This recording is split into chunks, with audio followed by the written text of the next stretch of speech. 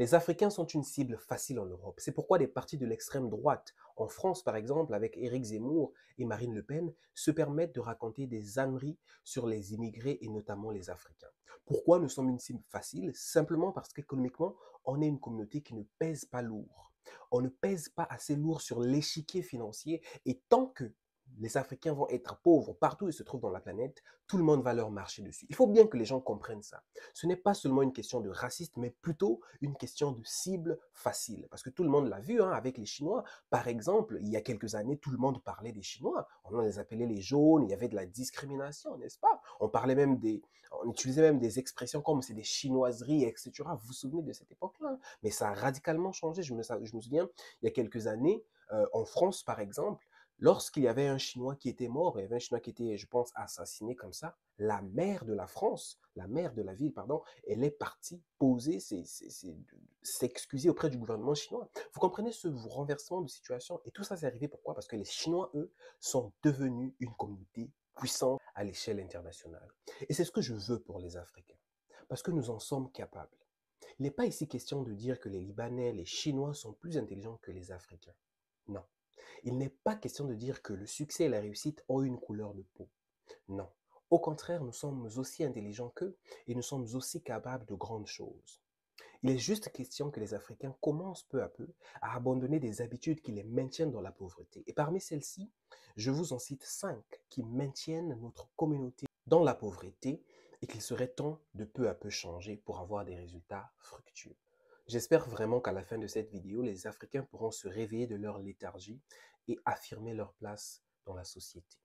Voici donc la première habitude qui maintient les Noirs dans la pauvreté. La première habitude que les Africains doivent absolument changer, c'est les habitudes de consommation. Malheureusement, les Africains consomment beaucoup mais entreprennent très peu. Les Africains sont plutôt dans la consommation que dans la production de la richesse.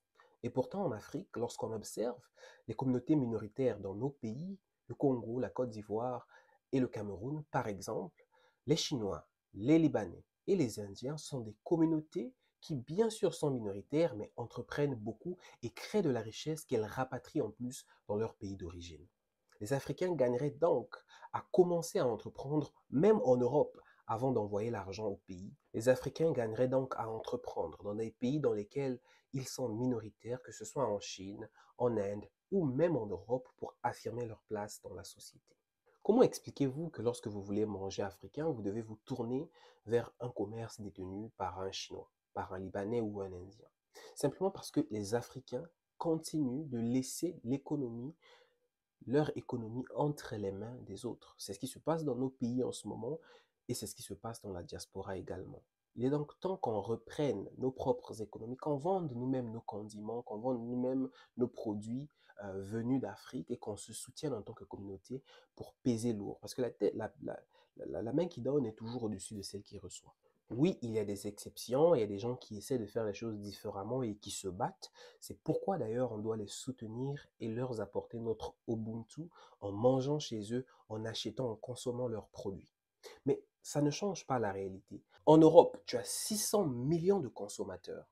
En Amérique, tu as 263 millions de personnes qui achètent exclusivement sur Internet. Et tu n'entreprends pas. Les Africains préfèrent bosser très dur dans des boîtes, prendre cet argent, consommer chez les Chinois, consommer chez les Libanais, consommer chez les Indiens et ensuite le reste, l'envoyer au pays. Ça fait près de 50 ans que nous sommes ici. Pourquoi nous n'entreprenons pas alors que tout le monde, toutes les nationalités du monde se battent pour vendre aux Américains, pour vendre aux Européens, etc. Mais les Africains, on est absents. Et on doit prendre conscience de cela et commencer à agir et nous aussi être des acteurs importants dans ces pays. Quand les Africains vont commencer à bâtir des entreprises et à créer des business générationnels, quand je suis plus là, mon fils prend le relais. Quand mon fils n'est plus là, mon petit-fils prend le relais, etc. On va créer des business monstres, des business faramineux, des business ultra puissants. Parce qu'en réalité, toutes les grandes compagnies qu'on voit aujourd'hui ne se sont pas bâties en une seule génération. Mercedes, par exemple, Desjardins, par exemple, sont tous des compagnies qui se sont bâties en plusieurs générations. Il y a donc eu transfert d'héritage. Mon fils est passé, mon petit-fils et etc. Nous, les Africains, on doit aussi commencer à réfléchir de cette façon et à entreprendre partout où nous nous trouvons. La deuxième habitude qui maintient la diaspora africaine dans la pauvreté, c'est la fête. Les Africains sont des fêtards. Je me demande, mais vous fêtez quoi? Dans le pays de ton père, là, il n'y a même pas le courant, il n'y a même pas l'eau. Tu fêtes même quoi? Les Africains ont vu une vie de jouissance en permanence. C'est fou. Je connais des gens qui vont en boîte de nuit tous les week-ends. Tous les week-ends, il est toujours sorti. Il a toujours quelque chose à faire. Les week-ends, tu ne vas jamais le trouver à la maison. Jamais. Il est toujours... Mais quand est-ce que tu auras le temps pour t'asseoir et pour bâtir quelque chose de conséquent? Les gens n'épargnent même pas. Les gens vivent trop dans l'ambiance. Tu as l'impression que maintenant qu'il est en Europe, c'est fini. C'était ça sa finalité, quoi. Genre, c'est là, il a réussi, c'est tout, quoi. Son succès, c'est d'avoir les pieds en Europe. J'aime souvent rappeler aux gens qui sont venus ici en tant qu'étudiants, que tes parents se sont saignés pour que tu sois ici. Ils se sont saignés pour t'offrir à toi un environnement favorable, pour que tu fleurisses dans des meilleures conditions. Mais quand tu viens ici, tu oublies d'où tu viens. Tu oublies même les objectifs que tu t'es fixés en venant ici. Tu t'attends à atteindre quoi comme objectif? Si ce n'est l'échec et la pauvreté. Et ça, je trouve dommage. Parce qu'on vient ici avec foule d'ambition, mais une fois ici, on s'endort, on se laisse emporter par la société de consommation, et au final, 10 ans, 30 ans, 40 ans, on ne voit plus les années passer et on ne réalise pas grand-chose. Ça me brise le cœur. C'est pourquoi j'ai créé d'ailleurs cette chaîne. Pour booster un peu notre communauté, pour la réveiller un peu. Et moi aussi rester éveillé, bien sûr. Donc si c'est quelque chose qui t'intéresse, si tu regardes cette vidéo et que ça te plaît, abonne-toi. Fais partie de la communauté. Troisième habitude qui maintient la communauté noire dans la pauvreté, c'est le fait d'envoyer de l'argent de façon disproportionnée au pays.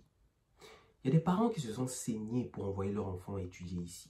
Mais dès que l'enfant commence, même pas à travailler, à étudier seulement, il passe sa vie à ramasser des boulots à temps partiel, à côté, à gauche et à droite pour pouvoir envoyer l'argent au pays. Non, non, non, c'est pas possible. Je connais des amis. Le gars n'arrive même pas à payer encore son loyer, mais il doit envoyer l'argent au pays. Il faut nous laisser respirer. Et la communauté africaine, il faut qu'on apprenne à dire non. Il faut apprendre à dire non, je ne peux pas, je n'ai pas. Mens même s'il le faut. Dieu ne va pas te condamner. Parce qu'avant de sortir la paille qui est dans ton œil, là, non, dans l'œil de ton voisin, sors d'abord celle qui est dans ta propre œil. Du coup, vous avez des gens qui battent complètement leurs études parce qu'ils doivent travailler pour envoyer l'argent au pays. Non, il faut dire non. Si vous ne pouvez pas et que vous n'êtes vous-même pas sorti du pétrin, il faut expliquer aux gens clairement que vous n'êtes pas en mesure de les aider. Et puis, ça ne sert à rien d'envoyer les gens l'argent tout le temps, tout le temps, tout le temps. Oh, j'envoie l'argent à mon petit frère, j'envoie... À moins que ces personnes soient malades ou âgées, ça se comprend. Mais si c'est un gars qui est jeune, à ses deux pieds, ses deux mains, tu l'envoies l'argent au pays pour faire quoi? Là, ce que tu fais, c'est juste le rendre dépendant. Il ne va jamais apprendre à voler par ses propres ailes. Il faut donc que tu commences à dire non, que tu commences à te bâtir toi-même d'abord. La quatrième habitude qui maintient les Noirs dans la pauvreté, c'est le fait de choisir les mauvaises formations lorsqu'elles arrivent en Occident. Au Canada, par exemple, rien que l'année dernière, en 2022, il y a eu un déficit de près de 60 000 places dans le domaine de la santé. Ça veut dire que toi, ton oncle, ta femme et tous tes enfants peuvent venir ici, s'établir et bien gagner leur vie rien que dans le domaine de la santé. Parce qu'on parle ici des salaires colossaux, 50, 60, 70, 80, 100 000 dollars par année, rien que dans le domaine de la santé. Donc on gagnerait à établir des plans d'action et à venir avec un objectif précis, obtenir les informations qu'il faut pour nous permettre à nous aussi de prendre soin des nôtres. Parce qu'au moins comme ça, tu sais qu'à la fin de tes études, tu pourras avoir un travail bien rémunéré.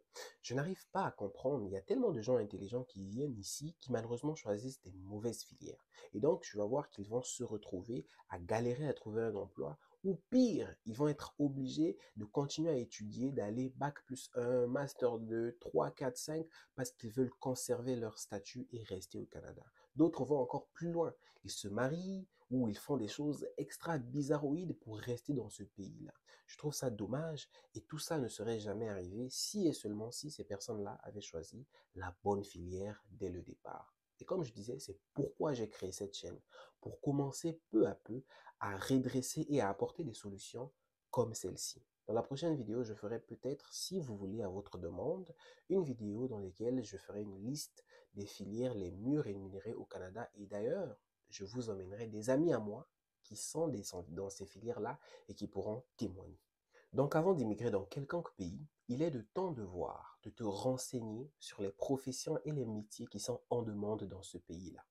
Et donc de te positionner stratégiquement selon l'offre et la demande. Si tu t'abonnes à cette chaîne, peut-être que tes recherches seront plus faciles lorsqu'il s'agit du Canada. Parce que je suis étudiant international au Canada, je suis dans les soins infirmiers et régulièrement je vais partager des vidéos pertinentes, informatives qui vont te permettre de bien te positionner et de profiter de ce beau pays.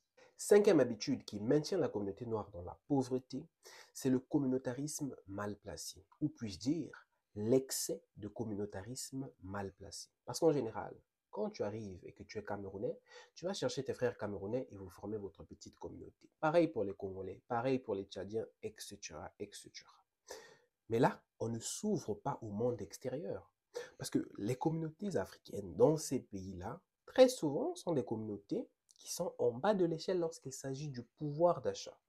Donc, tu t'entoures des pauvres et tu ne peux pas, toi, devenir riche lorsque tu t'entoures essentiellement de pauvres.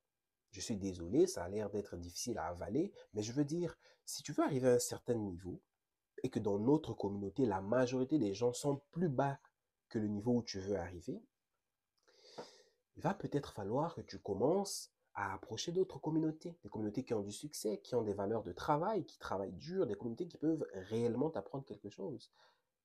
Je ne dis pas de ne pas être dans la communauté, hein, non, mais je veux dire, si tu te renfermes seulement dans la communauté noire, tu ne vas peut-être pas apprendre grand-chose. Parce que moi, beaucoup de personnes m'ont élevé qui sont hors de cette communauté-là. Beaucoup de Blancs, beaucoup de Chinois, beaucoup etc. C'était pas beaucoup de Noirs. Pas parce qu'ils ne veulent pas, mais peut-être parce que eux-mêmes ne sont pas en position de m'aider. Vous savez que 85% des emplois se trouvent sur la base d'une recommandation. 85% des emplois, c'est le réseau. Donc, tu es dans une communauté où les gens se cherchent, où les gens ne sont pas à un niveau extra.